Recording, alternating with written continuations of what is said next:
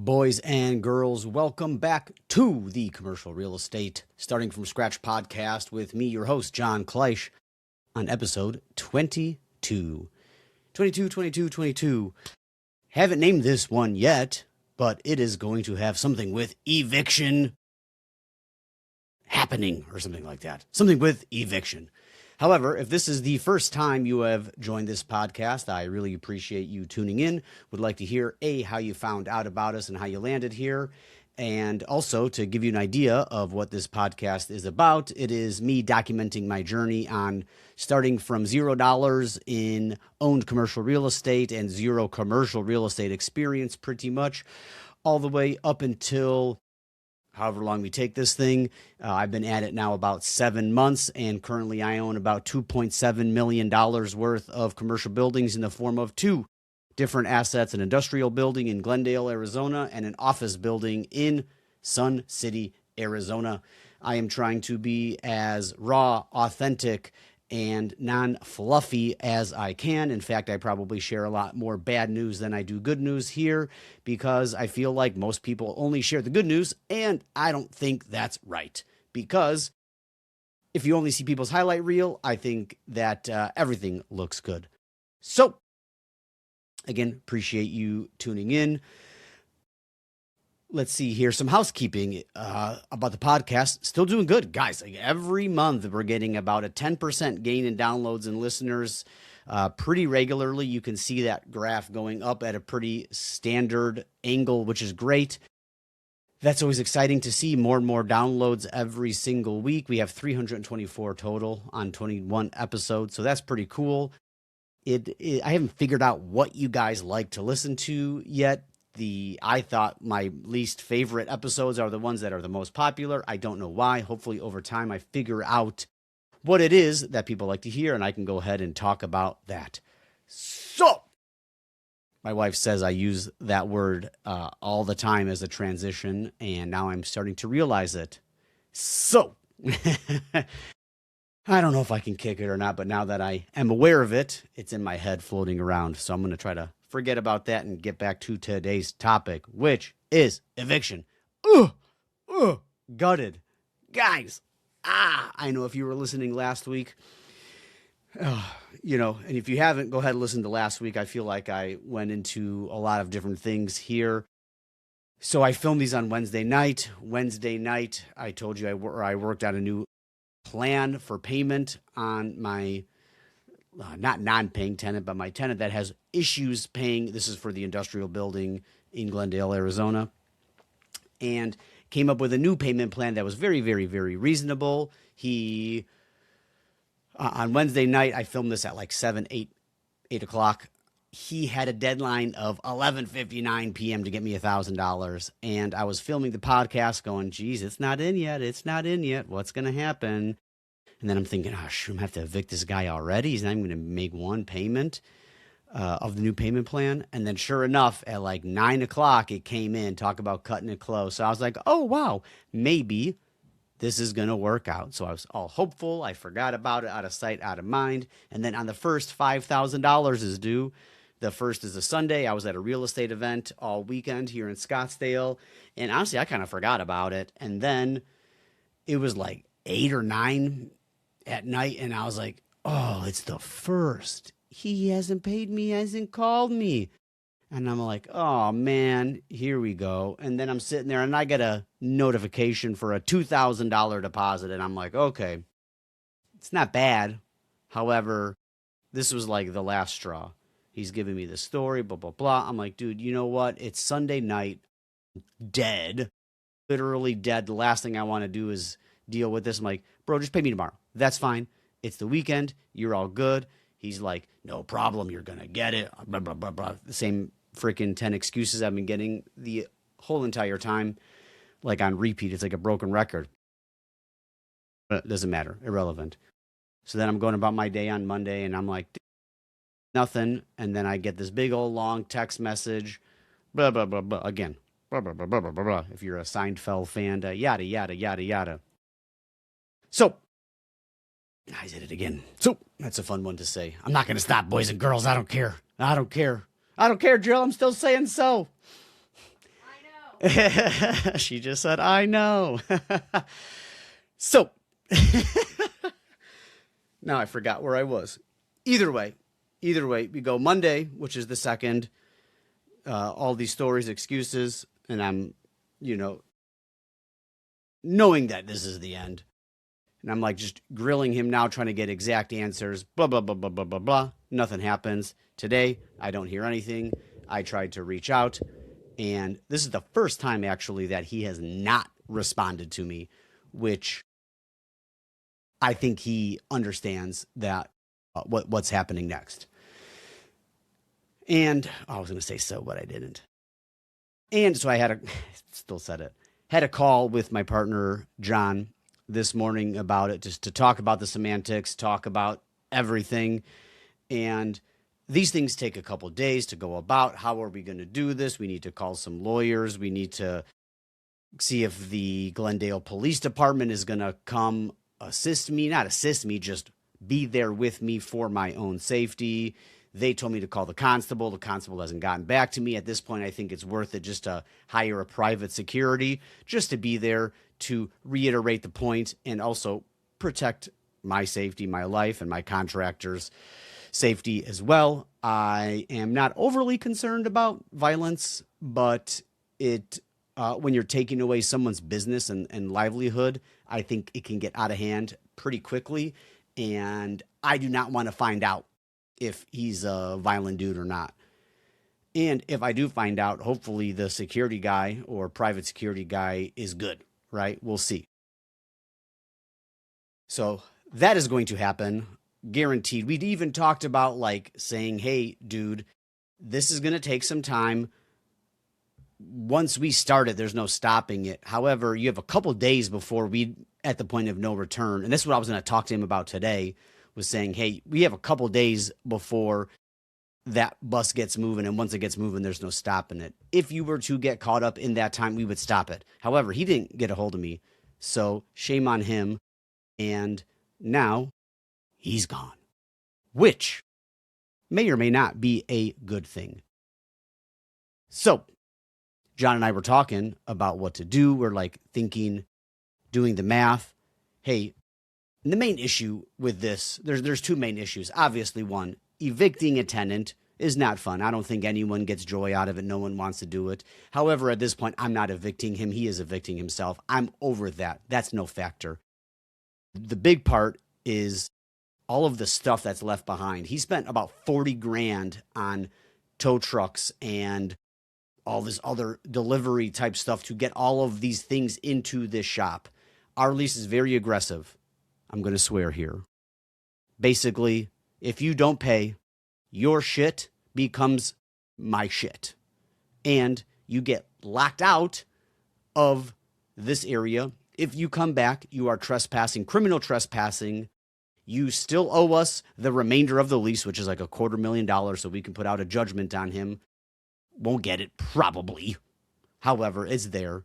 So it's very aggressive. Very, very, very aggressive. There's no, there's no room for error on it. And I could be completely wrong. However, I am told that commercial real estate laws they're nothing like residential, where there are tons and tons of laws protecting residential tenants and hurting landlords. However, in commercial, I am told that none of those rules really apply because it's not your house. It's a business. And if it is in your lease, as long as it's illegal, right, it's enforceable. If it is not laid out specifically in your lease, then it goes back to Arizona, whatever, standard law, general law. I don't know. Not a lawyer type of guy. Don't know the exact terms. Now, again, this is not educational. I'm not teaching. I'm just saying this is what I know. This is what I believe to be correct. And our lease has that spelled out exactly. And the other part is this gentleman has multiple customer cars there. So we're going to lock him out, take all of his shit. And then half of these cars are half repaired. We're going to have to run VIN numbers, call the insurance company, skip trace these people, find out who they are. I don't even know how you can do that. I imagine there's some records by the VIN. And then call the insurance, call these people, have them come pick up their cars. I'm pretty sure that we're able to charge a lot fee, like a storage fee of $150 a day until they come get their cars. So that's cool. But finding all of these people, calling them, some of these people aren't even in the state. A lot of these are custom cars. So that is going to be a crazy nightmare to deal with. That is my main concern with this whole ordeal. Second concern, we're kicking out a tenant that has a lease in place that pays $7,500 a month. Granted, he hasn't been doing that, but he's only $15,000 behind as of 4 days ago. So it's not terrible. It's not awful. However, he's just proven that he can't pay. And at this point, I don't have faith moving forward that he can pay. I don't even know why I got into that. Now I lost my train of thought. Gee Willie. All right. So losing that money, right? That's a problem because there is not infinite amount of money in our bank account. I forget exactly how much is left. However, it's not that much, like 10 grand, 15 grand left. Also having payment processor issues with our seller finance. No, that's driving me absolutely bananas. That's for another time, another episode. So 2 problems, getting rid of all of his stuff, not making money. Then we thought about just like, this kind of happened over time. And I love this idea, guys. I freaking love this. This is going to be fantastic. I hope this is going to be the future. Check this out. You guys sitting down? So we're like, dude, we got a cash flow, right? We have a great tenant in the back. Josh, shout out. You're amazing. Always pays rent. We've had some trouble, but not on his part. It's been technical issues. $4,200 a month, burning about 9 G's a month on mortgage, taxes, insurance, a little bit more, but closer to 9,500. So we're shy 5 G's.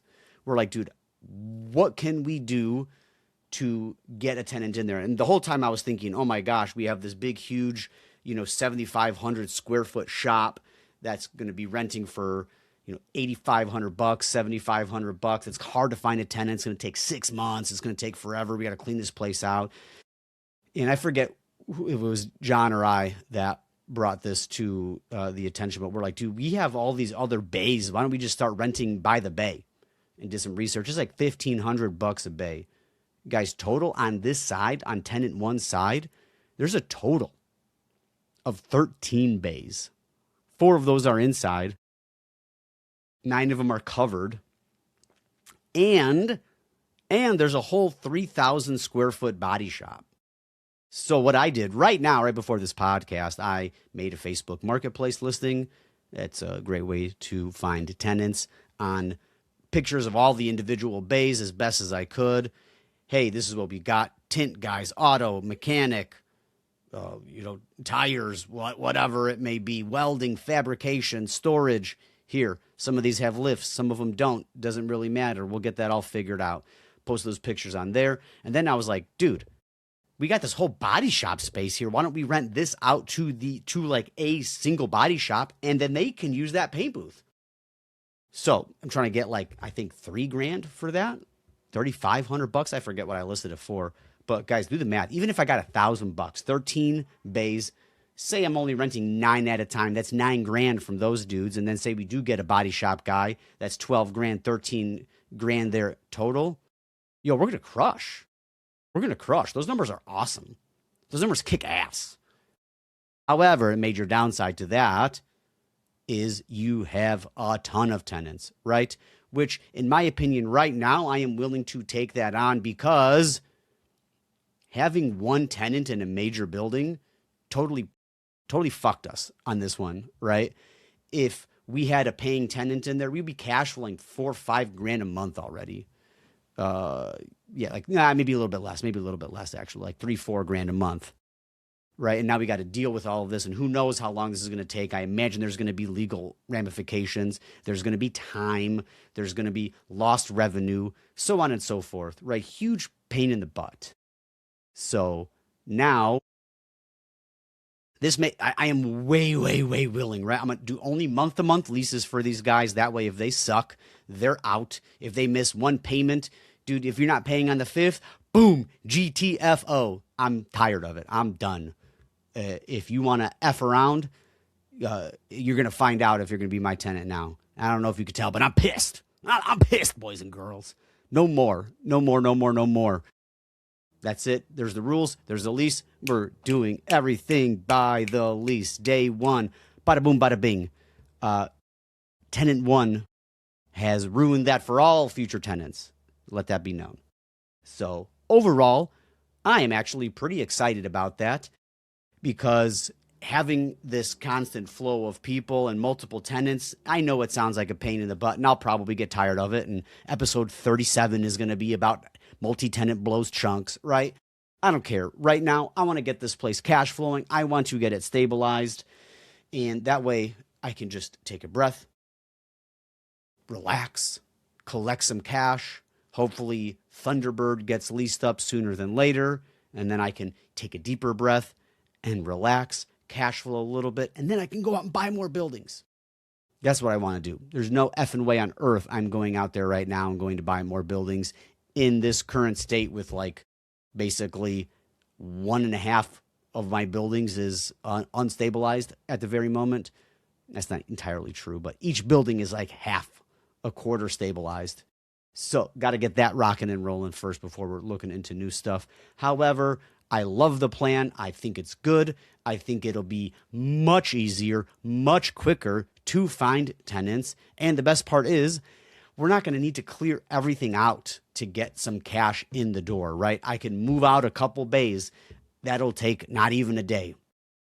And then maybe I don't even have to move anything out, right? But my point is once people are ready to go, I can get them going day one. So, next week, we very well could have a tenant in there. Do I think that's going to happen? No. I still think it'll take a couple weeks to at least get one guy in there. But if I get 3 or 4 guys in there by the end of the month, which is 26 days, 24 days of February, that's pretty reasonable. And we're going to replace tenant one's income very quickly, very, very quickly. So overall, bad news, terrible. Not looking forward to eviction. Don't want to do it. However, it's really, at this point, there is, like, everybody on earth knows that this dude, all of my listeners, all of my faithful listeners know that this fool cannot pay rent. So he is gone. And it is fun to say. It is very, very fun to say. I don't know exactly when that eviction will happen. Like I mentioned, there's a couple other things that need to go through first. However, ASAP, get this cancer out of my life and kick him out the door. Next week, probably. I don't think by the next time I do the podcast, I bet the next podcast will be in preparation, go over everything that I've done for the eviction. But as it sits, I bet it'll be sometime next week. If there are any crazy major updates, maybe I'll do an emergency podcast on an update, but probably not. I'll probably just wait. But that's a wrap. That's kind of where I wanted to. Oh, he's calling me right now. How funny. That is going to voicemail. So, overall, that's what we got going on. Fun times. Real estate is tough. It is not for the faint of heart. I've known that for a long time. Anything that you can do that makes this much money, obviously there's a downside. And your boy is living that right now. I've been living it since I've gotten into commercial, and those are all just the best ways to learn. You learn from pain and money, right? And I am experiencing both of those. So great lessons have been learned, ones that I will never, ever forget. And hopefully, if you guys are doing what I'm doing, you are learning from my lessons. Easier said than done. I know. I've heard these stories before thousands and thousands and thousands of times. This was preventable. This was an oversight, and it will not happen again. Will I do an eviction in the future? I certainly believe that 100%. However, I don't think it'll be like this. It'll be some other circumstances. This was just a complete wrong guy to get in this spot as a tenant. So that's enough. I've done I feel like I'm rambling and blabbling. Yeah, good word. Babbling on. So here we go. That's a wrap. Really appreciate you guys listening. Think of me over the next week, just when you're eating your cereal in the morning or having a good, peaceful moment. Or if you're having a bad moment, just remember, hey, I could be John Kleisch right now eating a big fucking pile of shit. So hopefully that makes your week at least a little bit better as mine gets worse. So thanks again for listening, guys. Really appreciate you guys tuning in. If this is your first time listening to this podcast, leave me a review, please. I'm begging you. If you can see me, I'm on my knees and my hands are together. I'm just like shaking. Please, please, please leave me a review. Even if you think this is a terrible podcast and I'm an awful host, let me know that, please. I would like to read those reviews. Also, if you are listening to this and you may not like it, but you know someone that would like this goofy podcast about this crazy guy that just tortures himself, share it. Please send it. That's the best way to get this word out. I am terrible. Again, I've done no marketing, no promotion. Half of my friends, when I mention it, they're like, oh, you have a podcast? I'm like, shit, how do you not know? So share it, please. Follow me on Instagram, john.kleisch, john.kleisch. I am posting pictures and stories on updates and things like that. That's easier to transmit via Instagram with pictures and things like that. But again, really appreciate it. Share the episode, like it, subscribe, download it, do whatever you can. I really appreciate you guys. Thank you so much. And on that note, we're out of here. Take her easy.